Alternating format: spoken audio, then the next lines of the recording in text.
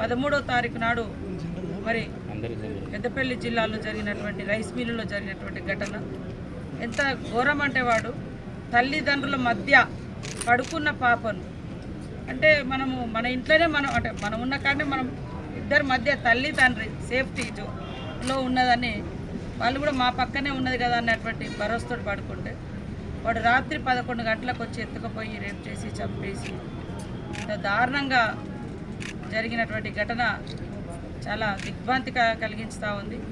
ఎందుకంటే అసలు ఎక్కడి నుంచి ఎట్లా కాపాడుకోవాలి ఇట్లాంటి ఈ దుర్మార్గుల నుంచి అనేది కూడా ఒక ఆవేదన అనేది వస్తుంది.